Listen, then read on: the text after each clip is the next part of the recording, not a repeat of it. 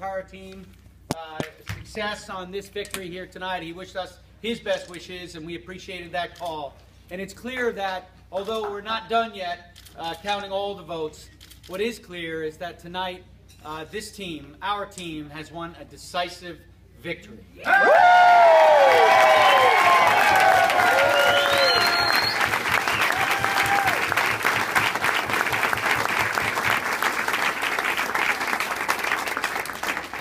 I just really want to begin by expressing gratitude. Gratitude. And I start with family. And I look over here to my right and I see Mary Jo and our kids. And I look over and I see my mom. And I see my siblings, my sister, my brothers. And I see Mary Jo's parents are here as well. And I know in the audience here, I've got uncles and aunts, and I've got cousins and nephews and nieces. My God, my poor opponent, he started 5 points behind just on family.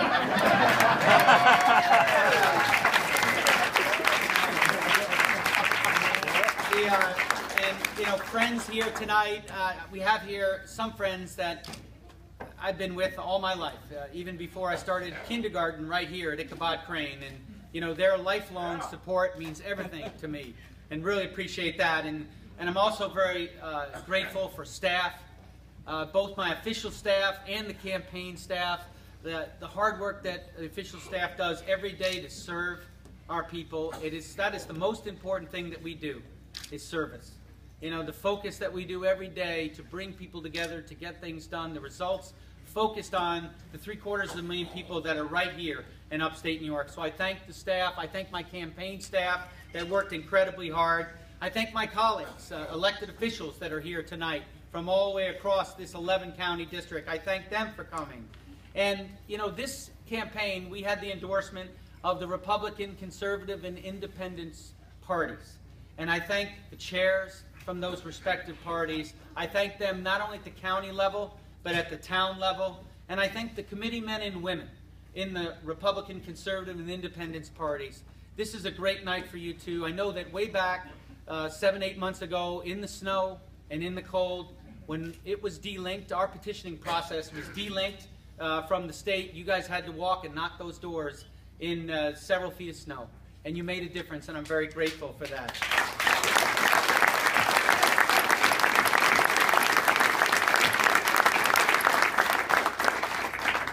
But this victory here tonight, this is a really broad and deep victory here, and it really reflects the amazing work of our volunteers as well. We have volunteers that came from across the political spectrum: Republicans, Conservatives, Independents, and Democrats. We appreciate the Democrats for Gibson, all the work that they did here. Thank them for their part.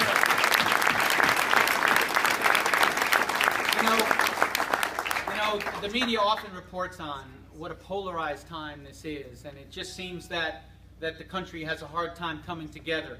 That's not the case here in New York 19. You look at these numbers here, this is a very evenly divided district. The fact that these numbers come in the way that they are really speaks to the fact that we have come together as a district. We certainly have spirited and healthy debate, but these numbers right here really reflect an incredible team effort from all the way across. And I would tell you that I believe that when you look at results such as these, this is a mandate. This is a mandate for leadership. This is really important.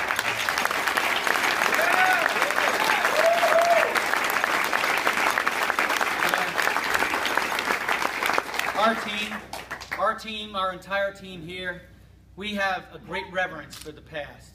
And we have an enormous gratitude for this country, for all of our warts and challenges. This is the greatest country in the earth, and really the greatest country in the history of mankind.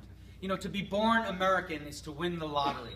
And you see every day people from across the world fighting to get here, to be part of this American team. And we appreciate that deeply. And we also know that part of the fabric of the American dream is always believing that we can do more. We can set up the next generation for even greater success. And no generation ever wants to leave this country worse off than we found it. And that's what inspires us here tonight, this entire team.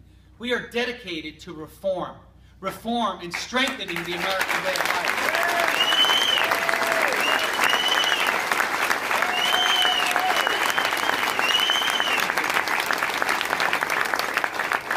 begins with the economy.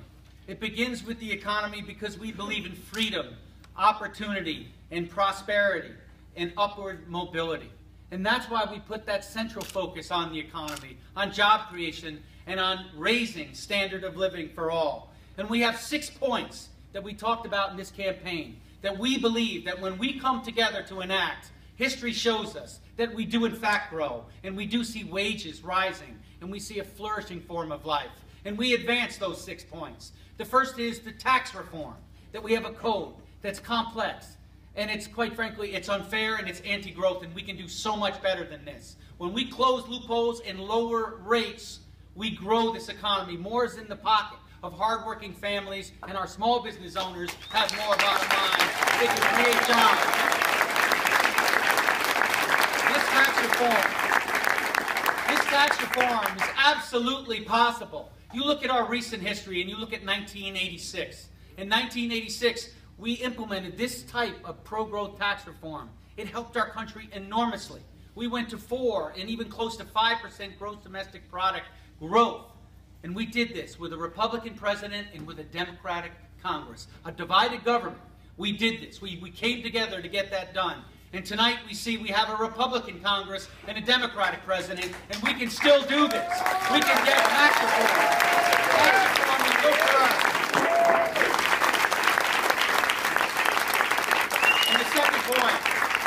The second point has to do with energy. This is a great country that has shown time and time again that we can do hard things. And we can be energy independent as we focus on lowering energy costs. We know how important this is.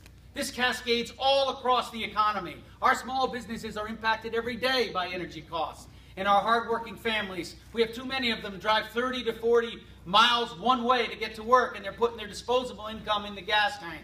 We fought hard to lower those gas taxes and really to lower those gas prices. And today you see that they are somewhat lower, but we can do so much better than that. We need to work together to do this.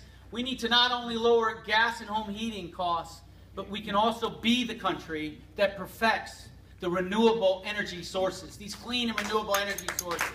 We absolutely can do this. I'm optimistic.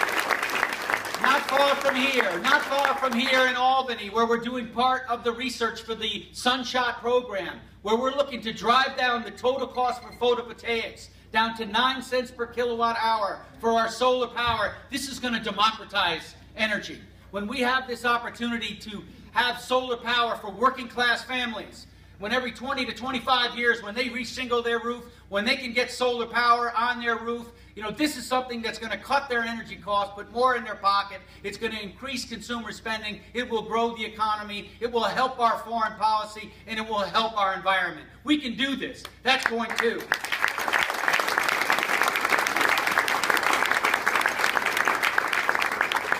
We've got to do better with the regulatory state. We know we need a regulatory state to promote justice and health and safety, but it's not optimized. We've got a bill that we've passed in the House that I now think we'll be able to get through the Senate that holds me and holds the Congress accountable for the regulatory state. What our small business owners are asking for and their employees is for accountability and transparency. We've got a bill to do that, and I hope we can work with the President to get that into law because it's just common sense. We need to streamline our regulations.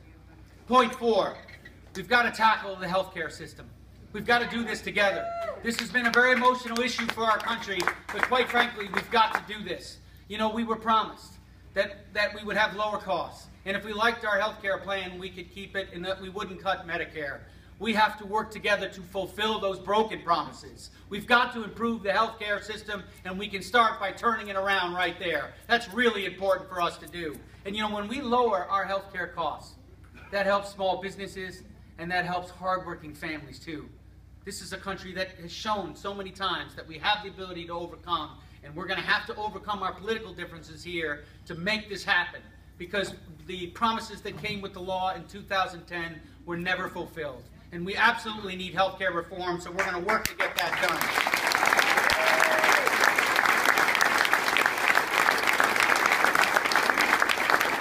And when we talk about health care, there's more to do. We've got chronic Lyme sufferers right here in upstate New York that have been dealing with this for many, many years. It is absolutely unacceptable. Our office, we're fighting really hard. We're giving a voice to our constituents who have seen this scourge all throughout the Hudson River Valley and beyond.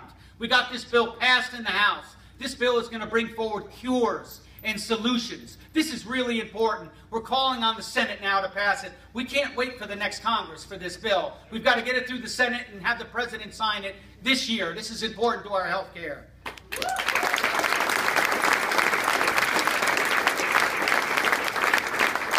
Something that's also very clear is that the investments we make in medical research are so critically important, that these investments in prevention for health care, what we find is that the quality of our life improves and the costs go down.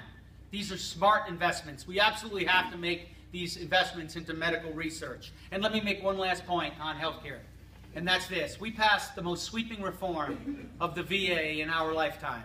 But what's important now is we have to have oversight of the implementation of this law. I believe it's going to help the care for our veterans. It will not only be more expeditious in terms of that care, but higher quality. And it's important that that law fulfill the goals that we put forward in that bill. We'll be looking to do that. And one other piece for our veterans. We have veterans now that served in Vietnam, and they were exposed to Agent Orange.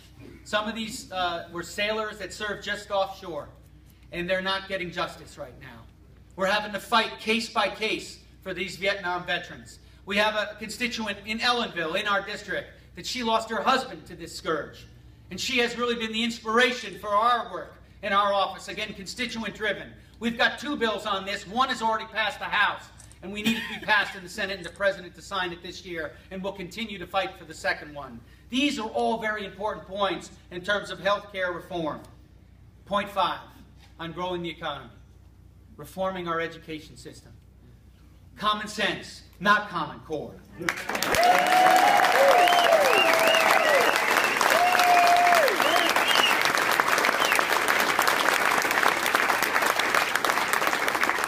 I can't imagine when I was a commander in the military, before I finalized my plans, I listened to my sergeants and to my paratroopers. I listened to them. Their insight to me was invaluable. I can't imagine that we would come forward with educational policy and not listen to teachers. Teachers are special. We already know they're not going to be rich. They get to be rich at heart. They get to be rich at heart. Every day they inspire, they inculcate, and they educate. We need to listen to them. And what we need to do, rather than trying to control this with some bureaucrat from Washington, is to empower. We need to empower. And that means resources, and that means policies. And that means rolling back the unfunded mandates, including the onerous high-stakes testing regime that's been foisted upon us. We've got a bill to do that. It's a bipartisan bill. We're working it now.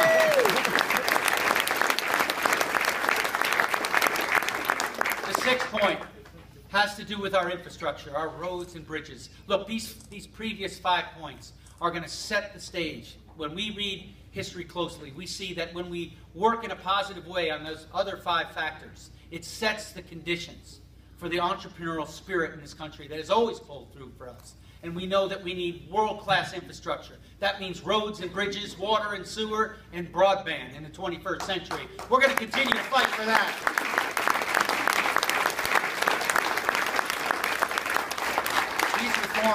These reforms will help us grow and have all Americans rise to their God-given potential. But we're not done with just that. We've got work to do on the budget. We need budget reform. Look, since you sent me to Congress in 2010 with that historic election, what you need to know is that we have cut the deficit by almost 2/3. We're on our way back to a balanced budget, but we're not there yet. We've got to continue on that path. This is important to us, not only from an economic perspective, but from a moral imperative as well. We, again, will not be a generation that leaves this country worse off than we found it. And that means we don't leave them a mountain of debt. We've got to continue to work our way back.